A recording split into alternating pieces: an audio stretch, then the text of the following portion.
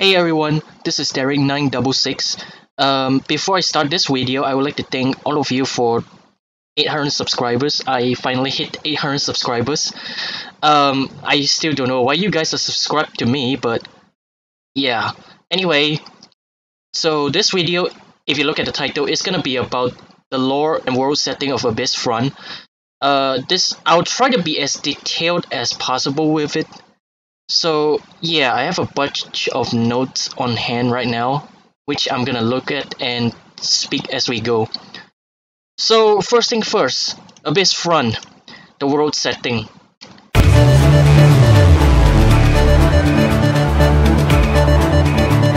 The story of the game takes place in a world similar to ours, but probably slightly backward in dates, but somehow technologically more advanced. Let's start with the basics. So due to unknown reasons, ships and planes could not travel through sea areas above areas with ocean, and the time given for this was 3 years ago from the present time in the story. There's no date mentioned anywhere, so I can't give you a precise date.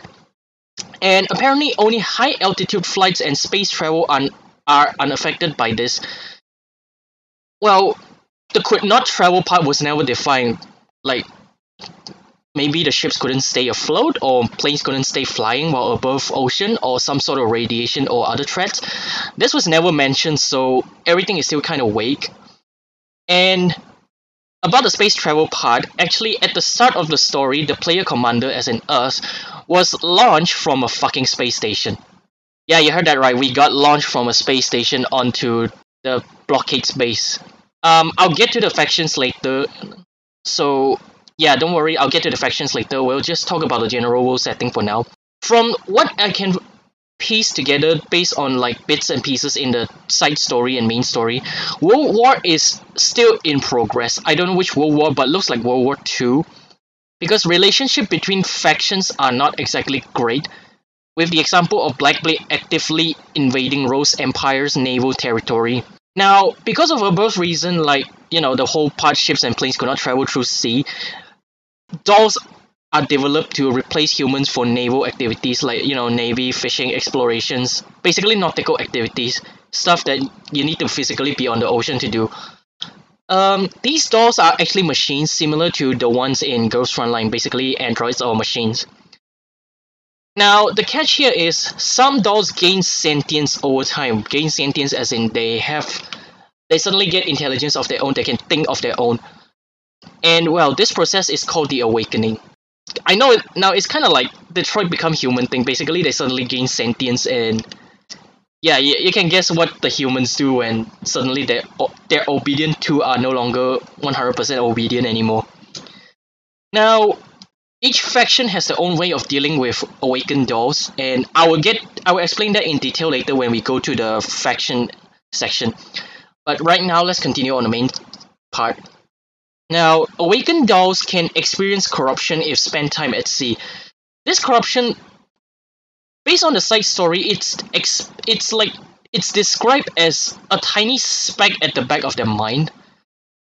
Like, let's picture your mind as a room, and there's some tiny black speck in the corner. That's what Atlanta described in the side story of the Silverwing Foundation chapter. Yeah, the corruption can be reduced by not being out at sea. Basically, it kind of like, fade off after a while if you're not out at sea. And if the corruption reaches certain threshold, the awakened doll can turn into an abyssal. Now, this is where the Kanko part comes in. Basically, abyssals are considered anomalies and should not exist. Hence, they're considered public enemy number one. Yeah, again, each faction has their own policy dealing with abyssals, but usually it ends with using one end of the barrel. Now, abyssals have massively increased power compared to the normal counterpart, which was never explained why. And most abyssals go on a mindless rampage upon conversion. Based on the voice lines and excerpts from side stories, basically when the dolls turn into an abyssal, they get overloaded with like negative emotions, hatred, all those kind of stuff, just negative emotions, and most of the time it drives them insane. Hence, they usually go on a mindless rampage upon conversion. with the exception of us being in the blockade area. I don't know why, but apparently, while inside the blockade, as they turn into Abysso, they don't go on a massive rampage. I don't know why. That's most of the world setting part. I'm not sure if I missed anything. Now, let's get on to the faction part. First one, the blockade. That's us, the player commanders faction. For now, we currently only has 4 dolls: Minstrel, Oyasho, Junio, and Jupiter. So that's 4 plus 1, so our faction is only a puny 5 member. And technically, we're a terror organization and considered lawfully evil by other factions. Since we aim to save and protect Abyssal dolls. Again, because of what I mentioned earlier, Abyssals are considered anomalies and should not exist, and yet we're protecting them or trying to save them. That makes us enemy with literally everyone else. Now, our faction, the Blockade, is currently based in an abandoned research facility that spans deep into the depths. Basically, there's an above ground section for our base, and then the rest of the base is like 90% underwater. This research facility is currently in the middle of nowhere out in the ocean. Basically, we're like really far away from anywhere else. So chances of us being discovered by other factions are relatively low. Based on their voice lines and basically the lines in the story, the base is currently still under repair since we only recently reacquired this place, and this place was technically provided by Snoop's Eye. To achieve our goals of actually protecting and saving Abyssals, we perform recons by monitoring other factions' radio chatter and news, focusing on information about Abyssals, like possible Abyssal sightings or sightings of unknown dolls, that kind of stuff. And if the information has been verified, we'll probably send 2 or 3 people out to scout ahead and try to rescue said Abyssal, which happened in chapter 1. Now, next one, Snoop's Eye. This is actually a mysterious secret organization that we don't know much about, aside from the fact that they're our allies. Now, this secret organization, according to Minstrel, they study and researches dolls. They also provide funding and material help for us, the Blockade, and for some reason they have an annoying doll as comms officer. It's Saratoga. She's annoying as hell when talking over the comms. And according to the story, we, the player commander, is actually recruited by them for the Blockade. So according to Minstrel, sometimes they will also make absurd demands and other times randomly shower them with gifts, making them oddly unpredictable. And any purchases made by the Blockade are actually done through Snoop's Eye, since we're a terror cell. We're not supposed to show our face outside. So everything is done through Snoop's Eye, an ultra secret organization which even us as allies don't know much about. Now let's talk about other factions. First one is Kamishiro.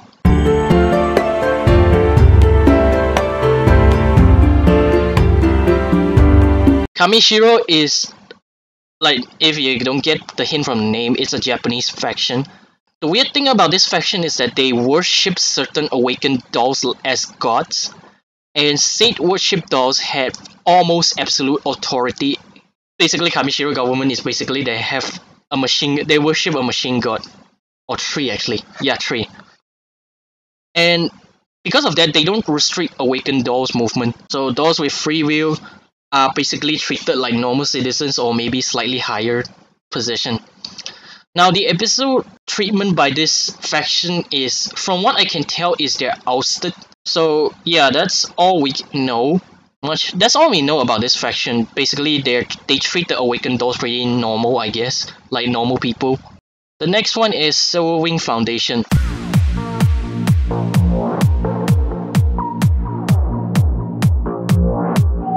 Silverwing Foundation is American. The weird thing about this faction is that it is not a nation. It is actually a giant corporate body. For some reason, they're a giant corporate body that that kind of corporate that controls banks, some military, and maybe a bit of the government. That kind of corporate body. So that makes them a really big deal. For Silverwing Foundation, awakened dolls are actually rounded up and sent to special schools that, like prison school. They actually follow a basic school system graded by the combat performance and years of study. So you have year 2 student, that kind of stuff. And yeah, they're actually considered student. Now, their classes include combat strategy, equipment usage and maintenance, life exercise, combat drills, and history. Basically, all the stuff that people go to military school for. And the students are actually heavily monitored by the military because, again, these are awakened dolls. They have their own will. Now, in this school, the students are actually motivated by luxury. So students that perform well get special treatment or trinkets, like hair clip, books or stuff. This faction, yeah, from the side story, that's all I know. Basically, they have a special school for awakened dolls. Now, the episode treatment for this faction is that they shoot on sight. Again, episodes are considered anomalies and are not supposed to exist. Plus, most episodes are crazed, so it makes them highly dangerous. The next faction, Rose Empire.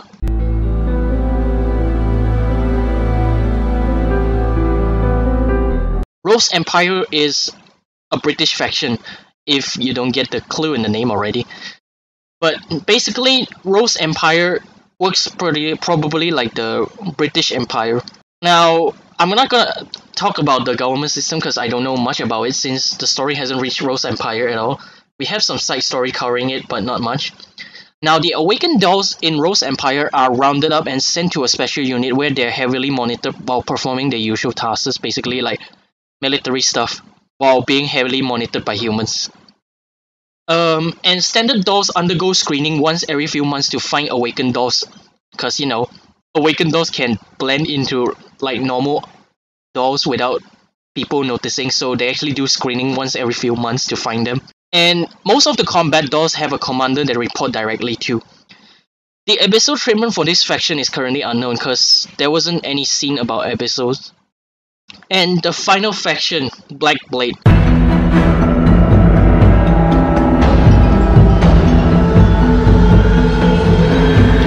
Black Blade surprisingly is German. When I first heard the name, I thought, okay, maybe they're Russian or something, but apparently they're German.